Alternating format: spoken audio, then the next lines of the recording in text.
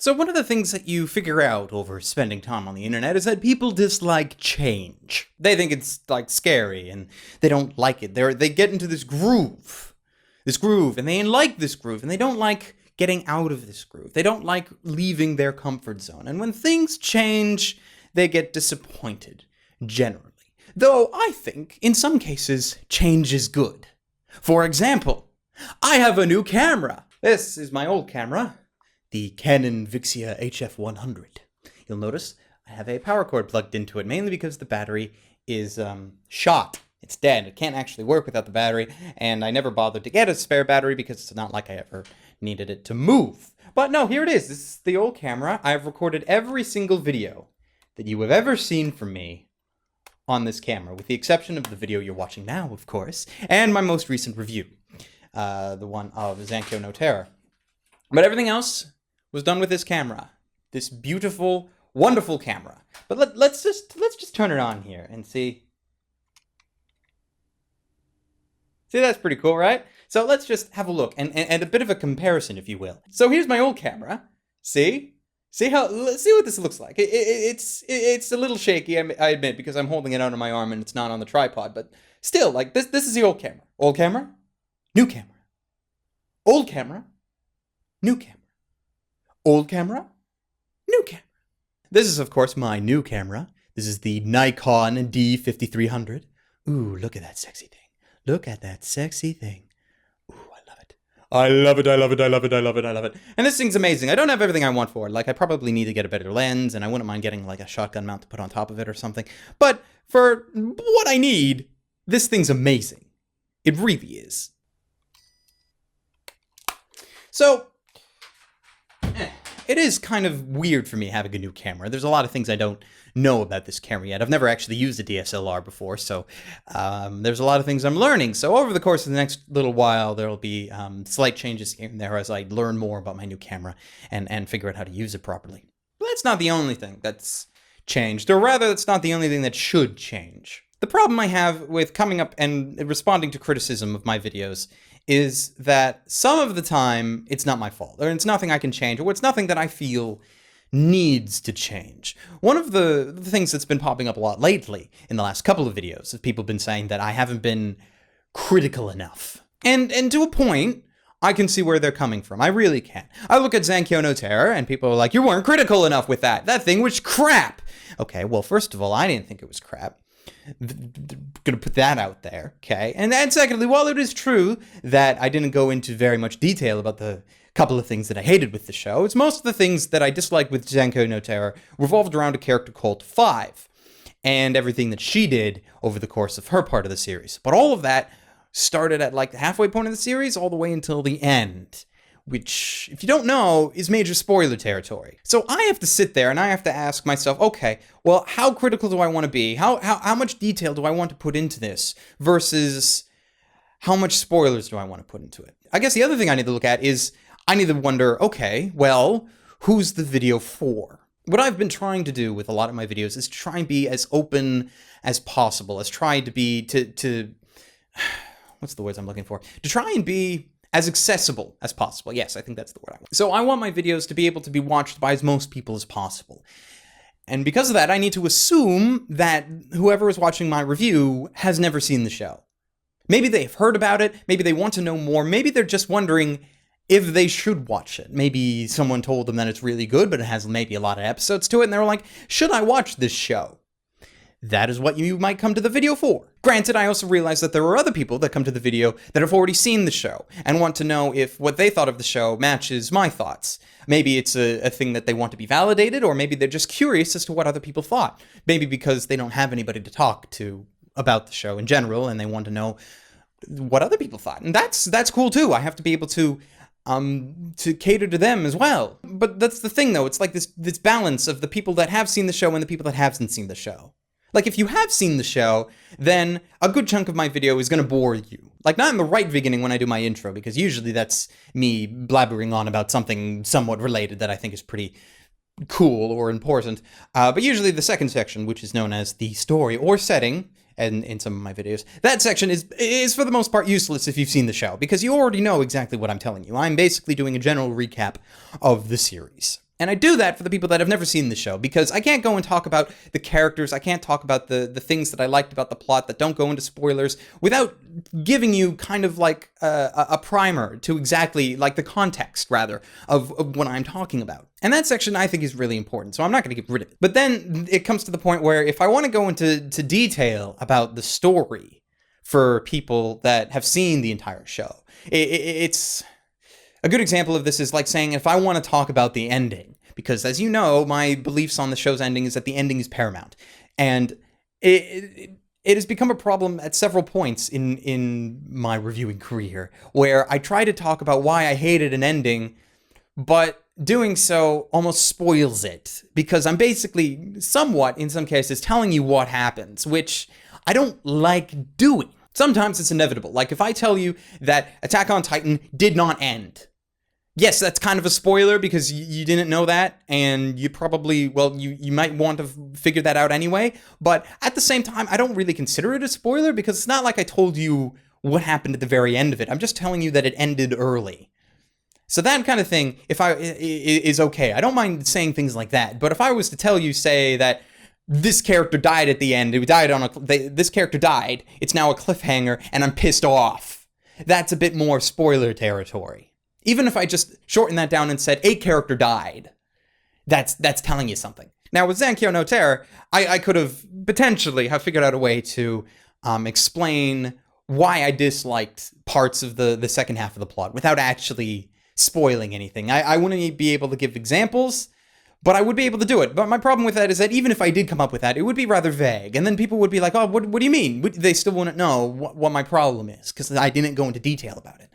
So it's hard. Reviewing is not easy, or doing what people want. And then I have to wonder, okay, well, how critical is too critical? I see some people that tout themselves as being critical people on the internet, whether they do videos or text or what have you. They say that they have critical opinions, and usually they for the most part, they do. You read anything or any of their works, even in comments on forums, and they go into at length as to why they didn't like shows. They give detailed examples about various things that they didn't like or didn't work or just didn't make sense to them, and that's cool and all.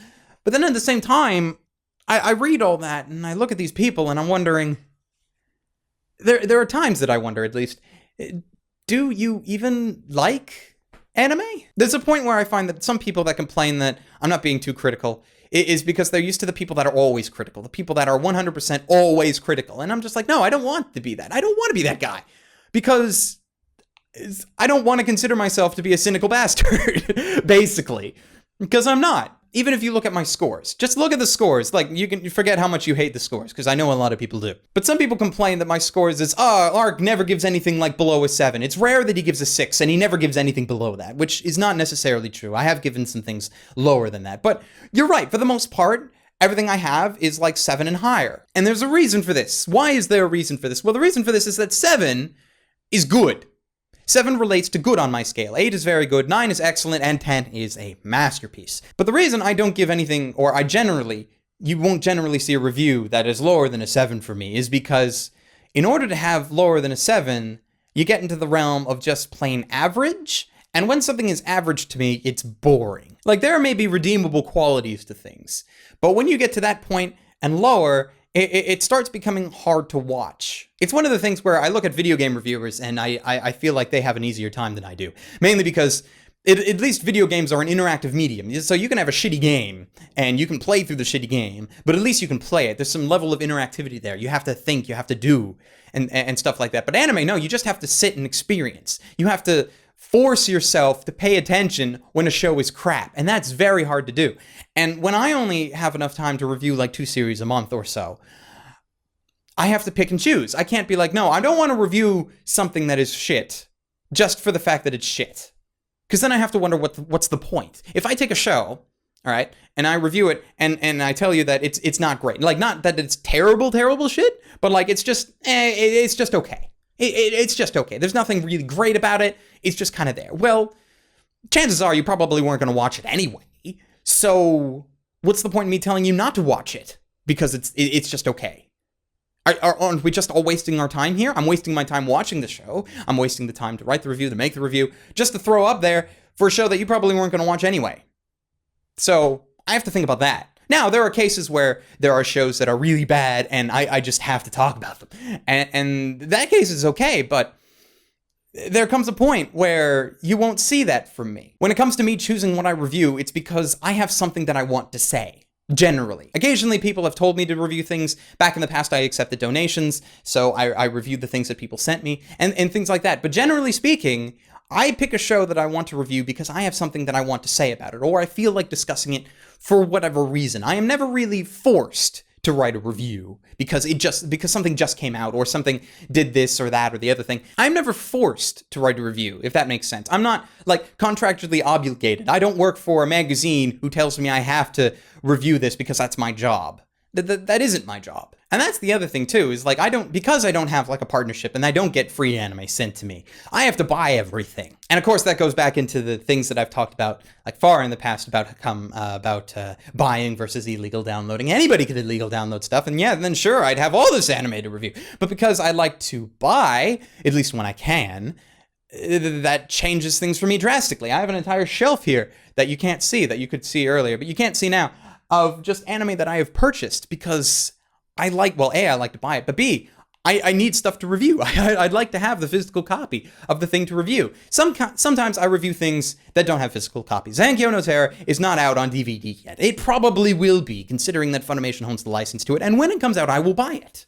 That's how this works. But because I have to buy the things, it's another barrier to why I don't review things that are just average, that are just okay, because then I have to wonder, do I want to spend money on something that is just okay? That's why I think when I tell you to stream something, it means a lot coming from me, because chances are is that I've bought it. So if I say you should stream this, it means that yes, I've spent the money on it, and it might not be the thing of where I regret spending money on it, because there are shows that I would tell you to stream that I don't regret buying because they add to my collection, and I like my collection. I like having DVDs. I like having a large collection. But for me to review something that is average or something that is bad, it means I have to spend money on it. And I'm like, why should I spend money on this that I already know is crap? I haven't even watched it, but I can tell, generally speaking, it's crap. Why should I spend money on that when I could spend money on things that I've heard good things about, things that look interesting to me from screenshots and trailers? Why can't I spend my money on that and tell you what I think of that rather than spending my money on crap?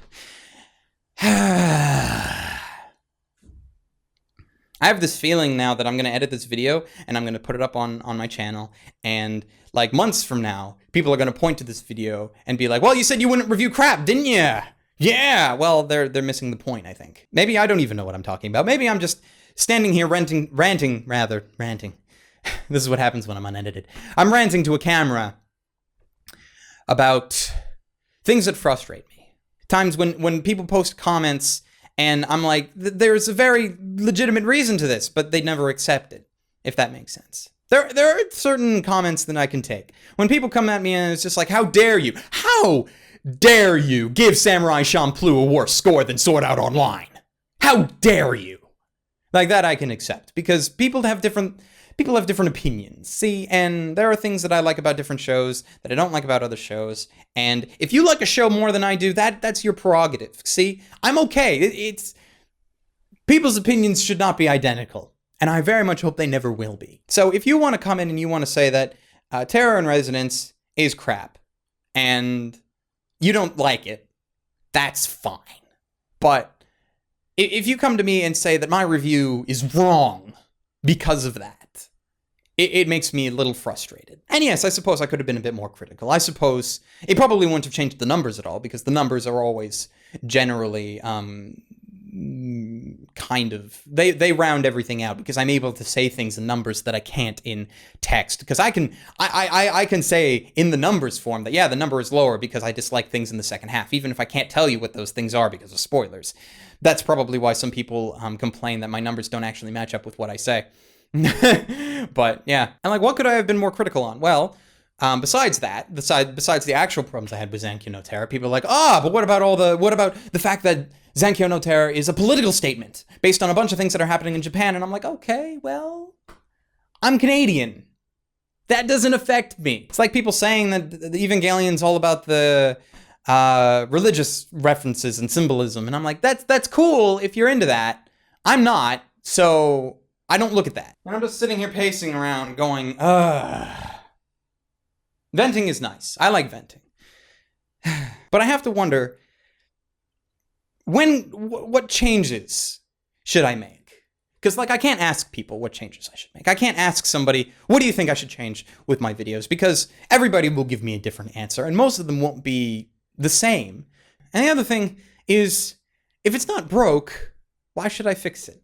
I've had people say that I haven't changed, well, one guy said that I haven't changed my review format in 5 years, which is a lie. I haven't actually changed my review format in 2 years when I did the review of Another, when I actually started doing all the Twitch effects and things like that. And even then, from Another, there was like this slow build of where I slowly changed things up until around review 100 and so forth with Clanad and Angel Beats, where I finally started to get into my groove with my current format. And then I look at my format and I'm just like, okay, well, what's broken about it? Because if it ain't broke, don't fix it. And I wouldn't say that anything's broken with my format. I like my format. I think everything in it makes perfect sense. The story's there for the people that haven't seen the show and need a little bit of a primer, a bit of context. The characters are there so I can go through at least the main characters and maybe do a brief comment on the secondaries and what I thought and what I didn't like about them. I could talk about the animation and the sound. I don't have a section for my enjoyment, but generally that's somewhere laden in with the final verdict speech, just giving my final thoughts that I wasn't able to fit anywhere else. And then I give a score.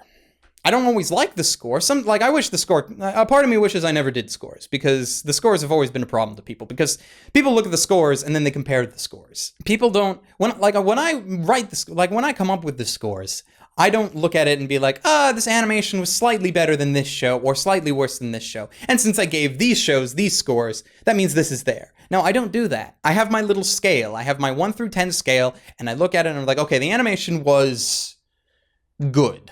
Was it very good, or was it just good? No, I think it was good. Okay, 7, or anywhere in between. Maybe it was not quite very good, but a little bit better than good. But a little bit better than good. 7.5, maybe? Sure, let's throw that in there. But I've changed things slightly. Not enough so that it's a big deal, but it's enough so I'm a little bit more confident with it. Part of me thinks that I should just remove the score and then just keep the overall recommendation at the end, because I think that that's the more important thing that nobody seems to pay attention to. Everybody's about the score. It's all about the numbers. Cold, hard math. And I wish it wasn't that way. I wish we weren't always so focused on numbers. I have the numbers because I like the numbers. The numbers do help to a certain extent. I just don't like it when people think that the numbers are everything, I guess is my point. Because I see comments and people are so focused on that 30 seconds of the video where I give the numbers, almost completely ignoring the like 9 to 10 minutes that came before it and so forth. And it's disheartening to me that there are people like that, but I can't really do anything about that. So what has this video been about? Well, kind of about change. How change is hard. How trying to come up with a change is not easy. Some things are easy. A new camera. I love my new camera. Oh my god, this is a great new camera. Like, look at it. The things are blurry behind me. It's amazing. And like, there's depth of field now. Like, I can do things like this. It's amazing to me. I have no idea if you're enjoying this, but I certainly am, because it's